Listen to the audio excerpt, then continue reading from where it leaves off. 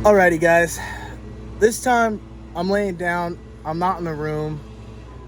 I'm essentially talking to you guys from underneath the Subaru here, and we got a special day for you.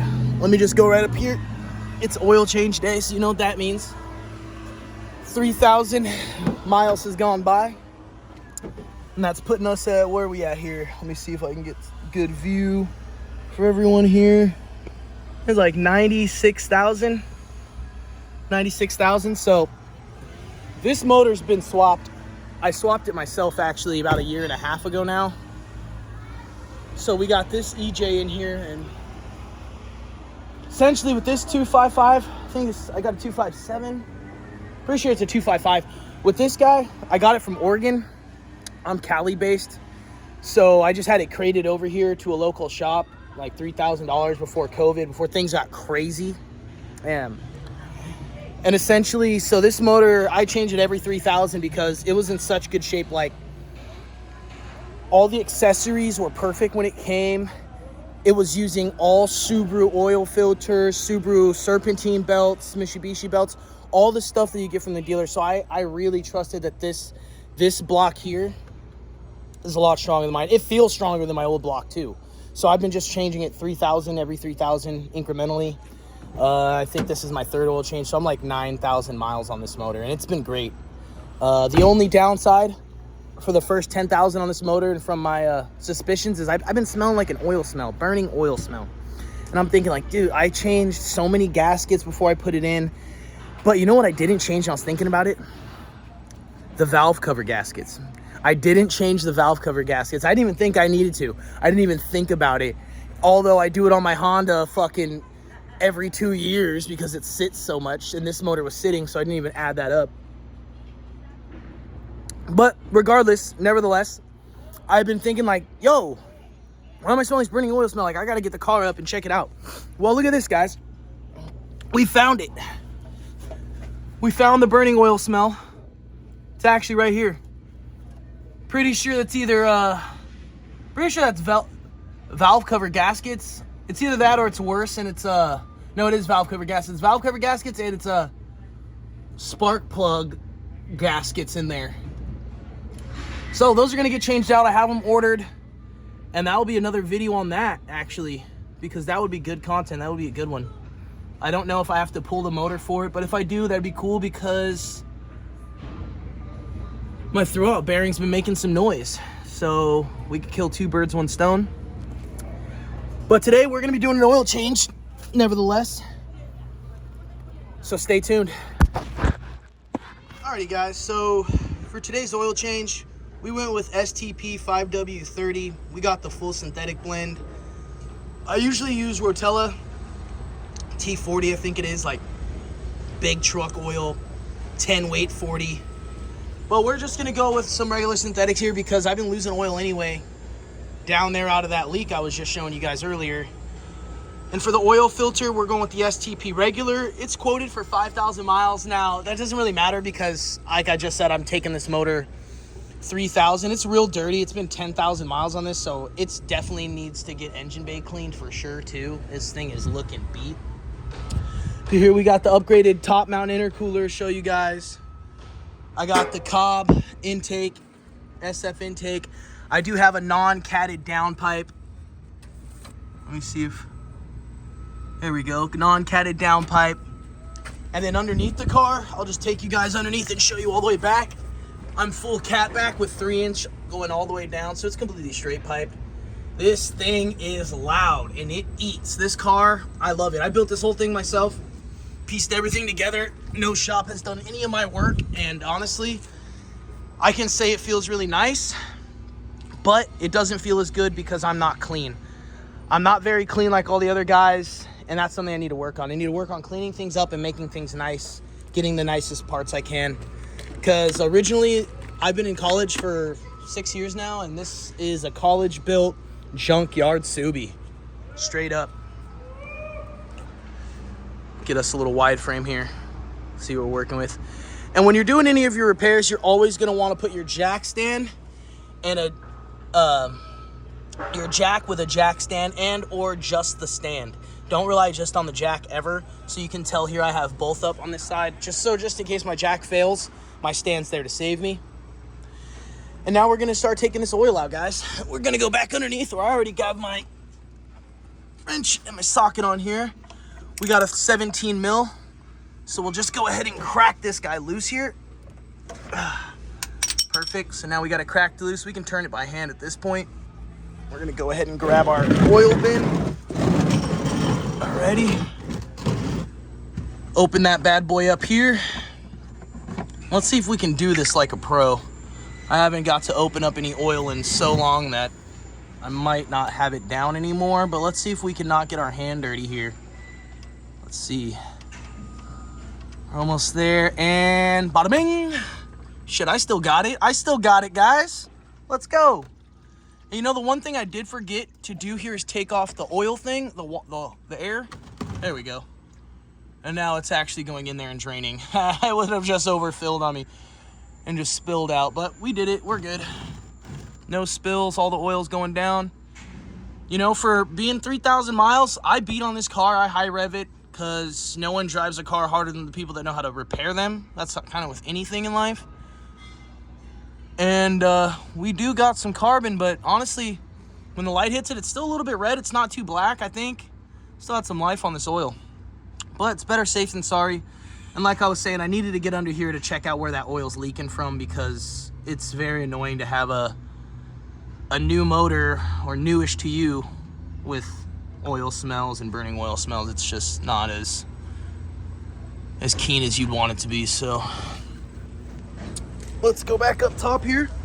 And you know, with gravity and air, we're gonna open this up so it can let out all the other oil inside, get through all the little valves and seals and anything else. All the oil pan can get fully drained. Yes, sir. Let me see if I can find a good spot where I can and get this camera set up here.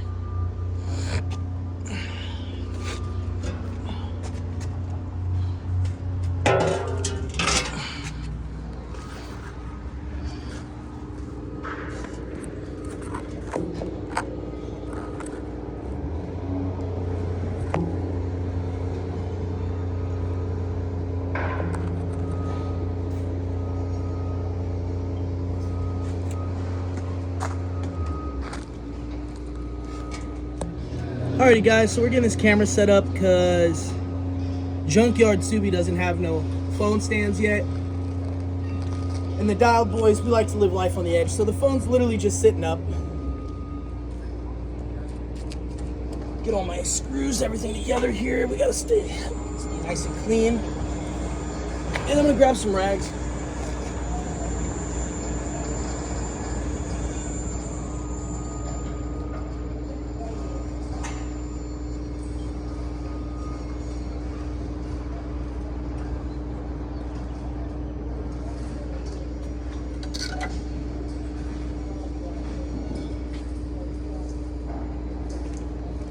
Alright, so I got a shop towel here. I'm just gonna clean some spills.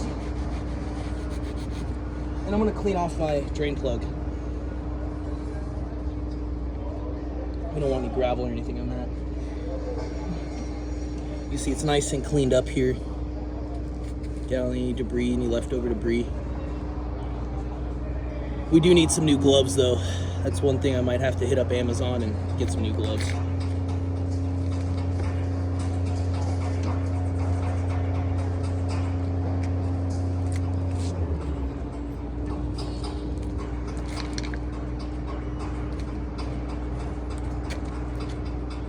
Alright, so that oil's drained out. Now we got to get out the oil filter. So the one thing that I have for my oil filter removal, if I can find it, is this awesome guy here.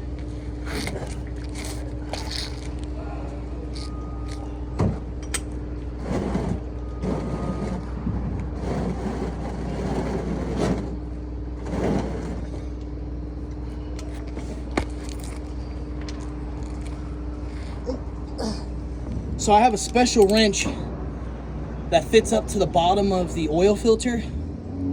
And that essentially just fits right onto the bottom of the oil filter. You pop on your socket with your 7/8, and you basically just crank it off. And when you're putting it on, you don't want to put it on too tight. That's one mistake that a lot of people have done.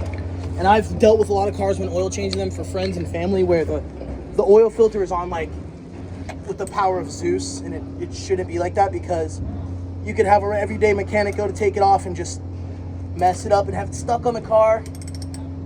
And then you're in a worse position than you started.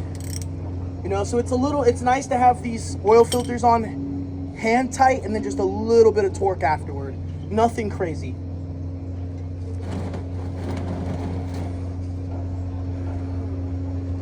All right, here we go. It's starting to drip out, as you can see probably from the camera here.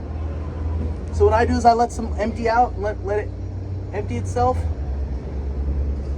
And then we go for gold, but we need our oil rag. All right, so we got our oil rag. We can go and take this guy off.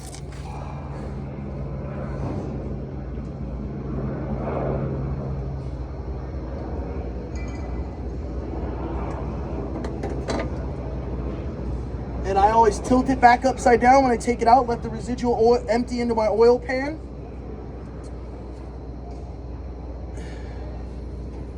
Keep that oil pan underneath there. It should be underneath your open drain plug and the oil filter if your car's room allots for it. Mine does. The WRX, the EJ255 is just all right there. It's kind of nice. So now we're just trying to take off our cap.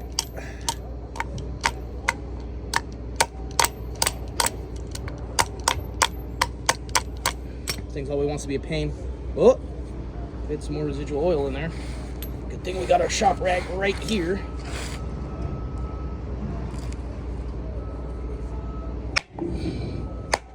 It's always the hardest. There we go. That fucker off of there. This is these. If you have the chance to get one of these oil filter sockets, well, I'll call it a socket, they are clutch. These things are amazing. They clean up really well. They don't rust because you're always getting oil on them. And they just take off the filter so nice. Like, these are okay, but you need them in like different angles and really weird situations. And the weird thing about these is if it's not tight in the middle here, you can over clamp it and you'll essentially just fucking destroy your oil filter like this. Look here, I'll just show you guys for the content. Mine's not even tight, see I loosened it, but look, here we go. This is a loosened one and it's happening.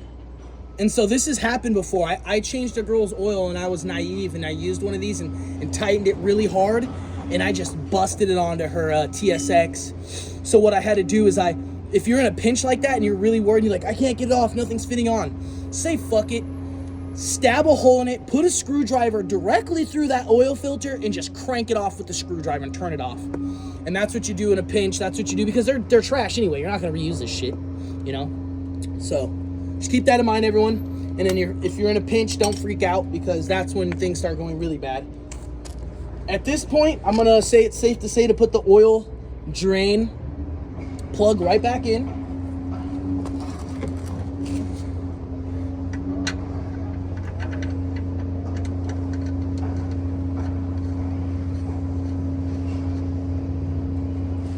We're gonna clean up some spillage.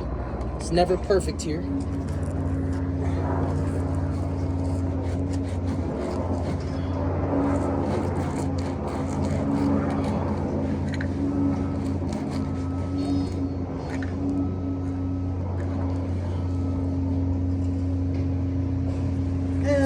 And the cool thing is, I live in the ghetto, so like, I know I'm like talking shit here, but I'm not really talking shit. It's really like community based. Like, if the community wasn't really bad, it wouldn't be this bad. But like, sometimes I spill a little bit of oil on the ground. I just go get some cat litter and cover it up and have it soak up. No one really complains over here because like, this area just looks like crap anyway. So it's kind of sad, but it's kind of nice. It's like a blessing and a curse, you know? But hey, what can you do when you're surrounded by Section 8, I guess, huh? But hey, what can you do?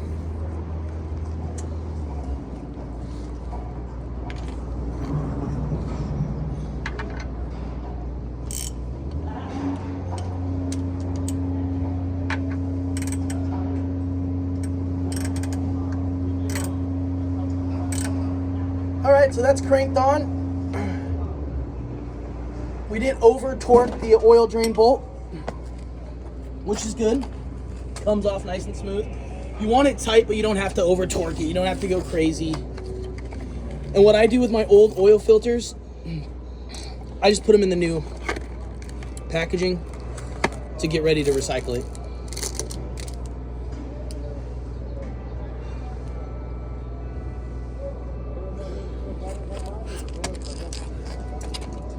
So with this, now we can go ahead and add oil to our oil filter here.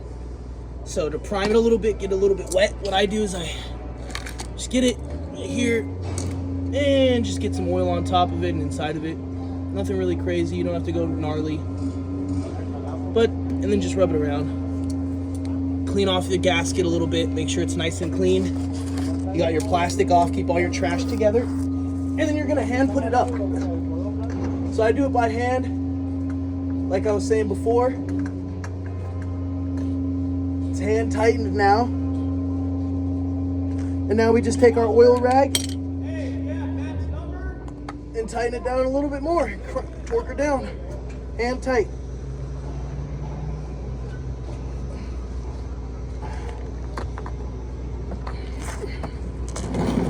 Move our oil pan out from underneath. Now we have a lot more room. We could even get this guy.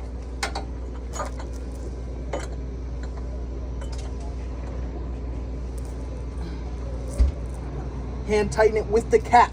You don't need your wrench. There you go. And now we can just smack it off. Boom. Easy peasy, lemon squeezy, baby. That's how we do it. Dialed boys all day. Everything stays dialed in, everything stays nice. Well, as nice as I can get it, at least, because that's not my forte. I move a lot faster.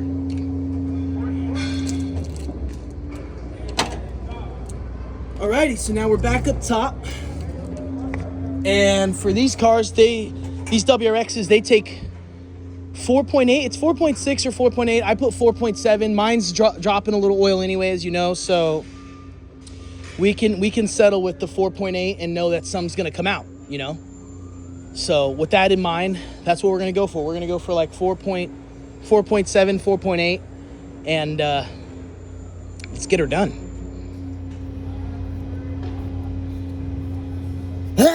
All right, hey there, everybody. So now we're just adding in the oil. Then we just need to put on the cover underneath the car, skid cover, and we're basically done. Take the car down, take the jacks from underneath, lower the car back down, back it out, let the oil even out, and then pull the dipstick and test it. So that's what this next part's gonna be. Stay tuned here. All right, so a lot of people use a filter when they're pouring their oil. I'm a little more, I just have a lot of experience, I guess. And I just lay the bottle flat like this. I don't pour it, generally I go flat, and I come straight at it like this here. Essentially, I get a nice even pour. I really never spill anything. It doesn't come out too fast. Comes out perfect speed. You don't need a filter. You just need to turn your jug sideways. You know? You have less physical oil coming out, no spills, so this is nice, and you just pour it at a nice current speed. We'll slowly tilt back up in just a second, and we'll see how much oil we fed this beast.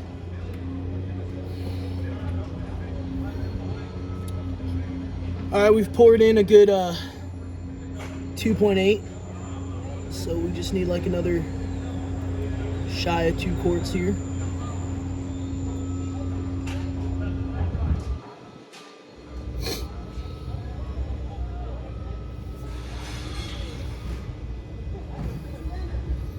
So now we're almost there. We're about 4, almost 4 here. Probably 3.7, 4, 4.2, 4.4 if I had to guess. Damn, I was actually right. That was pretty good. 4.4 is in now. So now we just need to add a little more. Save like 2 quarts. Just about, bam, 2, 3. Should be at like 47. That's around 45, 46. We'll just add a little more. because mine burns oil anyway. We don't want to destroy our rear main seal, so we don't overfill with oil. But that's one thing I've learned the hard way. I had to replace a rear main seal once. I would always fill my cars up with too much oil and never looked it up, and bit me in the butt. Or bit my car in the rear main seal, if you know what I mean.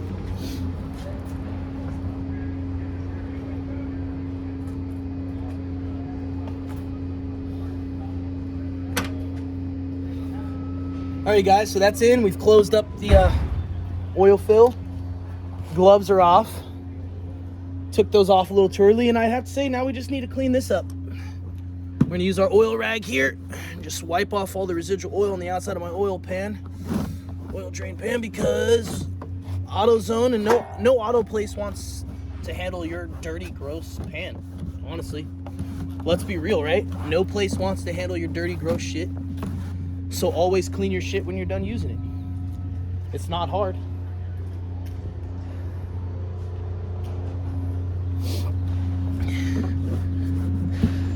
It's just tedious, time consuming, so that's what we're doing. Cleaning up all this oil, getting it out of here.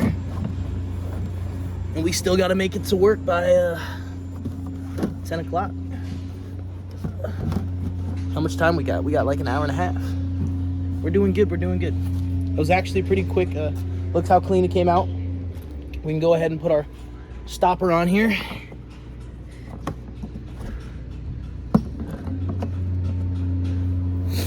And now we just gotta get the car down. Oh, actually no, I spoke too soon. So we're just gonna put on the cover here, put it back underneath, put some cat litter down, back the car up, and let it run for just a second, and then check the oil. Let's do it. Alrighty, guys, so what I do when I do my oil change on this guy is I'll just go over and reset trip B here. We were at 2,900 miles for the oil change, so we almost made 3K. And if you don't have one of these, I recommend just writing down in your notes on your phone or wherever you keep your notes what your ordo is. Your odometer is after the oil change, so I'm at 96.7. And essentially we're gonna change at 100,000. So I'm excited, so we're gonna start it up. Let it run for a sec.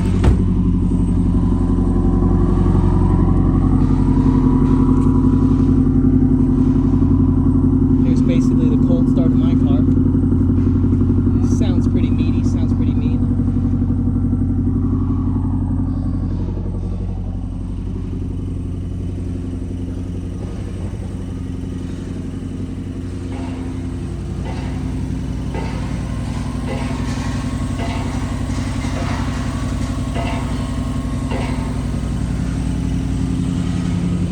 Let it run, and then what I do personally, I'll go ahead and turn her off now. Pop the hood. We'll let the oil fall for just a minute. Then we'll check our oil level while it's sitting nice and flat. Let's go see here.